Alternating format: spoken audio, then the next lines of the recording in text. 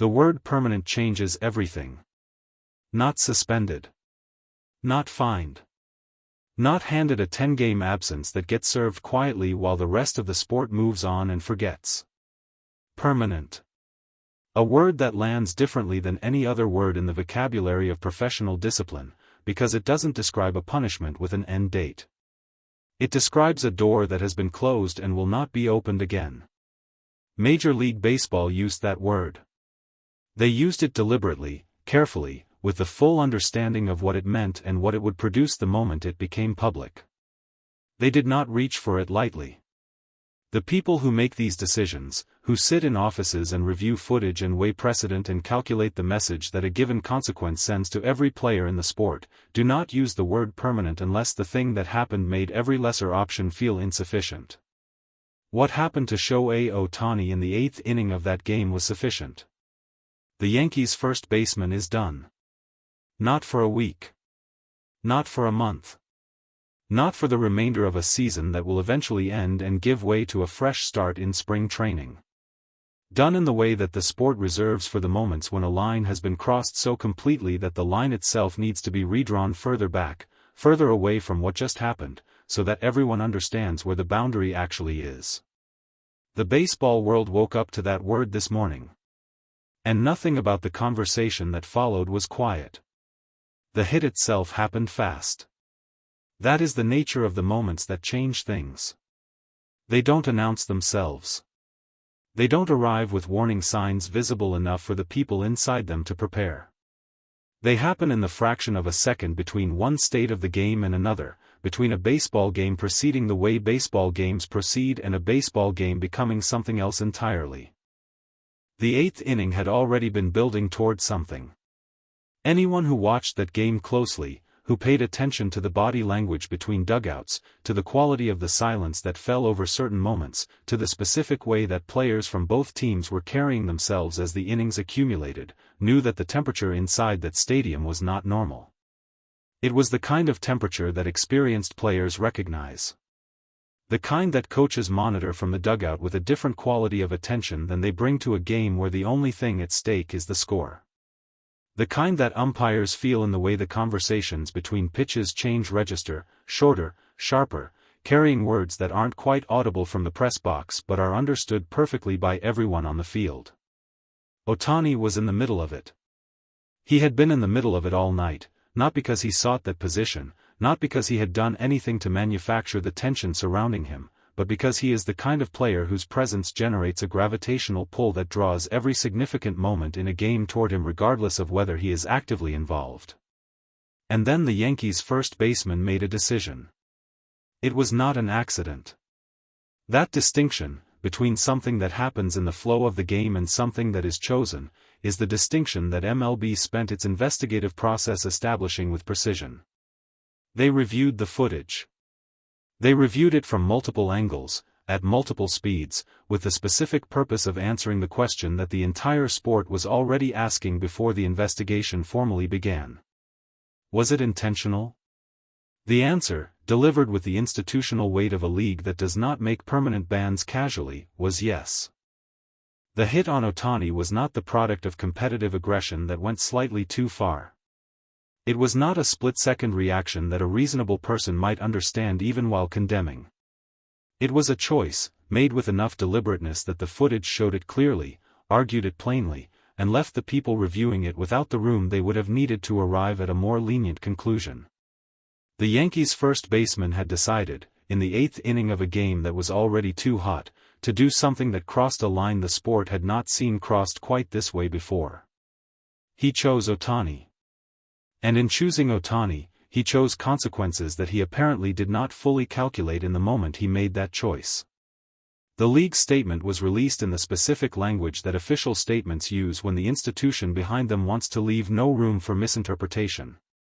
It was not long. The most serious statements rarely are. Length, in these contexts, creates space for argument, room for lawyers and representatives and the machinery of appeal to find the phrase that doesn't quite say what it means, the word that opens a door the league intended to keep shut. The statement was short because it needed to be airtight. Because the decision it announced was the kind of decision that gets challenged the moment it becomes public, and the people who drafted it knew that the challenge was coming. Permanently banned. Conduct detrimental to the sport. The specific reference to the premeditated nature of the contact.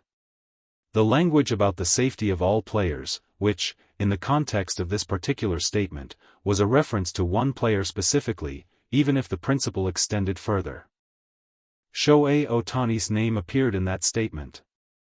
Not as a victim requiring sympathy, the league was careful about that framing, understanding that Ohtani himself would not want to be characterized that way. But as the specific context without which the severity of the consequence made no sense to explain. What happened to him was what made permanent the right word. Inside the Yankees organization, the silence was the loudest thing. There was no immediate statement defending the player. No organizational language about due process and appeal rights and the importance of waiting for all the facts. The silence from the Yankees front office in the hours after the ban was announced said something that an actual statement would have struggled to express more clearly, that there was no version of a defense available to them that wouldn't make the situation worse than it already was. The player himself had representation. The appeal process would begin, as appeal processes always begin, with the formal notification and the window of time that the collective bargaining agreement provides for challenges of this magnitude. Whether that appeal would find any traction, whether any argument existed that could persuade an arbitrator that permanent was too strong a word for what the footage showed, was a question that would take time to answer. But inside that clubhouse, the men who shared a uniform with the player who had just been permanently banned were sitting with something uncomfortable. Not just the institutional embarrassment of a decision that reflected on everyone in pinstripes, but the specific, human discomfort of understanding that one of their own had looked at Shohei Ohtani, had looked at the most celebrated player in the sport, the man who has spent the last several years doing things on a baseball field that the sport hadn't seen before, and had decided that hurting him was a choice worth making. That understanding sat in the room with them. And it was not a comfortable thing to sit with. Freddie Freeman heard about the ban before most people outside the Dodgers organization did. His response, shared in the specific, unguarded way that genuine reactions differ from prepared statements, carried the weight of a man who had been in that stadium, who had watched what happened in real time, and who had spent the intervening hours processing what it meant, both for his teammate and for the sport they shared. He didn't reach for anger. Freeman almost never does. But the steadiness in his voice when he spoke about the ban had a quality that was different from his usual composure, tighter, more deliberate, with the particular care of a man choosing his words in a context where the wrong ones would produce consequences he didn't want. He said the ban was right. He said it without qualification and without the diplomatic softening that most players apply to statements about league discipline, even discipline they privately support. He said it the way a person says something they have already decided completely and don't need to think about again. And then he said something about Ohtani that the room went quiet to hear. He said that what the league had protected, with that word permanent, wasn't just one player. It was the idea that the sport produces people like Ohtani, once in a generation, in ways that cannot be planned or predicted or manufactured by any organization regardless of how much money it spends, and that those people deserve a level of protection that reflects how rare they actually are. The room stayed quiet for a moment after that. Because Freeman had said, plainly and without ornamentation, the thing that everyone in baseball was thinking but hadn't quite found the words for yet. Ohtani was asked about the ban at the Dodgers facility. He was asked in the careful, respectful way that reporters ask Ohtani about things that are sensitive, with the awareness that he processes these moments differently than most players do, and that what he says carries weight that extends beyond the question being answered. He paused. The pause was not long but it was real, the specific kind of silence that falls when a person is choosing between several true things and trying to identify which one belongs in public. Then he said that he hoped the sport learned something from what happened. Not from the ban.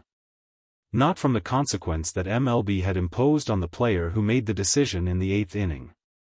But from the moment itself, from the fact that it happened at all, in a sport that he loves, in a stadium full of people who came to watch baseball and instead watched something that none of them had expected to see. He hoped the sport learned something. That was all. He didn't elaborate. He didn't need to. The permanent ban was the league's answer. That sentence was his. And between those two things, the institution's word and the players' quiet, measured hope, the full weight of what happened in that eighth inning finally settled into the place where it would live for a very long time. Baseball had spoken. And for once, the word it chose was final.